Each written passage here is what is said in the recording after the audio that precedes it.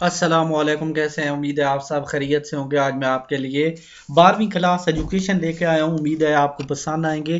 تدریسی طریقے، ٹھیک ہے، پہلا چیپٹر ہے، بک ریڈ کر رہے ہیں۔ تعلیم کے مختلف مدارج کے لیے درج ذیل تدریسی طریقے اختیار کیے جاتے تھے، ٹھیک ہے۔ ابتدائی تعلیم، شروع والی تعلیم، ٹھیک ہے۔ بچوں کو ابتدائی تعلیم مکاتب میں دی جاتی، مکاتب جو مدرسے ہوتے ہیں، ٹھیک ہے۔ تعلیم کی ابتدا رسم بسم اللہ کی تقریب سے ہوتی تھی، یعنی بسم اللہ سے شروع ہوتی تھی۔ جب بچہ 4 سال یا 4 ماہ اور 4 دن کا ہو جاتا تو بچے کو استاد کے سپرد کیا جاتا۔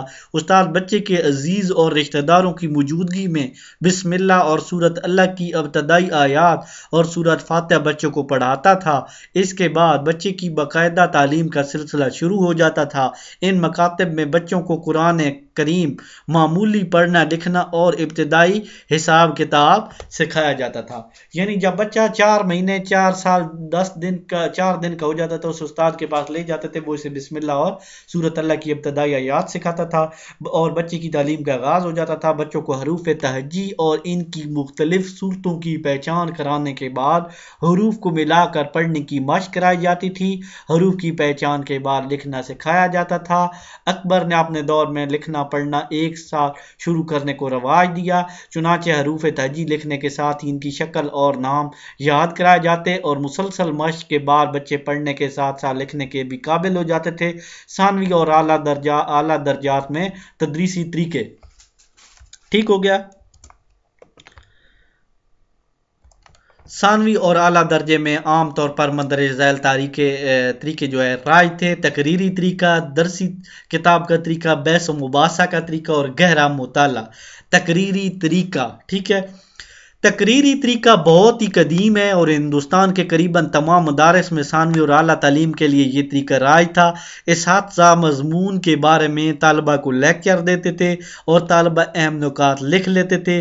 استاد درس کے حلقہ میں کسی اونچے مقام یا مسند پر بیٹھتا تھا اور درس کے بعد طالبہ سوالات کے ذریعے مشکل اور پیچیدہ باتوں کو دوبارہ سمجھ لیتے تاکہ کوئی خلش باقی نہ رہے۔ معلم بھی اپنی تدریس کا جائزہ لینے کے لیے پڑھائے گئے مواد سے سوالات پوچھتا تھا، ٹھیک ہے۔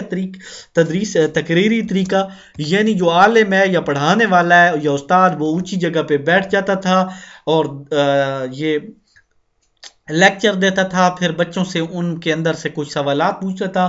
بچوں کو کوئی چیز سمجھ نہ آتی تو وہ ان سے پوچھ لیتے تھے۔ درسی کتاب کا طریقہ، اس طریقہ تدریس میں اساتذہ کتاب کی قرأت کرتے تھے، یعنی استاد پڑھتا ہے، پیچھے بچے پڑھتے ہیں، طلبہ انہیں غور سے سنتے تھے۔ بعض اوقات طلبہ قرأت کرتے تھے اور استاد غلطیاں درست کرتے جاتے تھے اور عبارت کے مشکل مقامات کی تشریح بھی کرتے جاتے تھے۔ دوران قرأت اپنے شکوک رفع کرنے کے لیے اساتذہ سوالات بھی کرتے تھے، چونکہ طلبہ پڑھائے جانے والے سبق کا باقاعدہ مطالعہ کر کے آتے تھے، اس لیے ان کے سوالات بڑے جامع اور موضوع کے مطابق ہوتے تھے، ٹھیک ہے۔ یعنی استاد پڑھتا تھا، یہ بچے سنتے تھے، یا بچے پڑھتے استاد سنتے، استاد حروف کی ساتھ ساتھ تشریح کرتے تھے۔ غیر مطالعے کا طریقہ، تو چلتے ہیں غیر مطالعے کا طریقہ کیا تھا، اس کو بھی تھوڑا ڈسکس کر لیتے ہیں۔ یہ غیر مطالعے کا طریقہ ہے۔ اس طریقہ میں استاد کے سبق پڑھانے سے پہلے طالب علم سبق کا خود مطالعہ کرتے تھے۔ اس کا طریقہ یہ تھا کہ عبارت اور ترجمہ کی جانب توجہ دی جاتی تھی۔ سبق میں جو نئے الفاظ اور لغت کی مدد سے ان کے معنی دیکھے جاتے تھے، لغت ڈکشنری، ٹھیک ہے، کوئی مشکل لفظ آتا تو ڈکشنری میں معنی دیکھتے تھے اور مطلب سمجھنے کی کوشش کی جاتی تھی۔ اگر ایک دفعہ مطالعہ سے مسئلہ حل نہ ہوتا تو دوسری اور تیسری بار کوشش کی جاتی۔ طلبہ وہی مسائل اساتذہ کے سامنے پیش کیے جاتے تھے جو طلبہ کو کوشش کے باوجود خود حل نہ کر سکتے تھے۔ غیر مطالعے کا یہ طریقہ آج بھی اعلیٰ درجے کے سنجیدہ طالب علم میں بہتری کی طرف سمجھا جاتا ہے۔ تو یہاں پہ وہ کہہ رہے ہیں کہ بچے کو کہتے ہیں کہ مطالعہ کرو، بچہ پڑھتا ہے، بچے کو کوئی چیز نہ سمجھ آتی تو وہ اساتذہ سے، سارے اساتذہ کرام سے پوچھ لیتے تھے۔ بحث و مباحثہ، ڈسکس کرنا، ڈسکشن میتھڈ، دوران تدریس سوالات اور جوابات ایک لازمی اور ضروری چیز ہیں۔ مسلمانوں کے نظام تعلیم میں بحث و مباحثہ کے طریقوں کو بہت اہمیت دی جاتی تھی۔ اس طریقے میں معلم کے پڑھانے کے لیے پوری طرح تیار ہوا کرتا تھا اور دوسری طرف طلبہ بھی محض خاموشی کے سامنے نہیں رہتے تھے بلکہ پوری طرح سبق میں شرکت کرتے تھے۔ یعنی ٹیچر پڑھتا تھا بعض اوقات سوالات اور جوابات کا سلسلہ مباحثہ کی شکل اختیار کر کے گھنٹوں گھنٹوں میں ختم ہوتا تھا۔ مشہور اساتذہ کے درس اور میں ہم اثر علماء بھی شریک ہوتے تھے۔ اس طرح بحث و مباحثہ کا معیار بہت بلند ہوتا تھا۔ اعلیٰ تعلیم کے لیے یہ طریقہ بہت مؤثر ہے۔ تو یہاں پہ وہ کہہ رہے ہیں کہ بحث و مباحثہ بچے کو پڑھایا جاتا تھا، پھر بحث ہوتی تھی، یہ چیز ایسے ہے، ایسے کیوں ہے، ایسے کس طرح ہے، ایسے ہو کیسے گئی ہے، یہ کام کیسے ایسے ہو سکتا ہے، اس کو اس طرح بھی ہو جانا تھا، اس طرح اگر نہیں ہوتا تو اس کا یہ حل بھی ہے، اس کو اس طرح اگر کرتے تو یہ بہتر ہے۔ سارے اپنی اپنی رائے دیتے تھے استاد بھی۔ تو یہ کیا طریقہ تھا؟ بحث و مباحثہ کا طریقہ ہوتا تھا، ٹھیک ہے۔ اس کے بعد مینٹوریل سسٹم ہندوستان میں مسلمانوں کے نظام تعلیم میں مینٹوریل سسٹم بھی رائج تھا۔ اس سسٹم کے تحت اعلیٰ درجے کے طالب علم اپنے زمانہ طالب علموں ہی سے اپنی سیکھی ہوئی کتابیں چھوٹی چھوٹی جماعت کے طلبہ کو پڑھاتے تھے، اور نظم و نسق کی ذمہ داری بھی ان پر عائد ہوتی تھی۔ یعنی جو بڑی کلاسوں کے بچے تھے، یا ایک کلاس میں بچہ زیادہ ذہین اور لائق ہے تو وہ اپنے ہم کلاسوں کو دوسری جماعتیوں کو پڑھاتا تھا۔ ایسے ہم بھی کرتے تھے، ہم کو بھی ٹیچر کرتے تھے کہ آپ بچے تھوڑے ذہین ہیں، آپ یہ نہ سمجھنا کہ میں اپنی تعریف کرتا ہوں، الحمدللہ اللہ نے یہ دیا تھا ذہن، تو ہم بھی بچوں سے سنتے سے سبق، ٹھیک ہے۔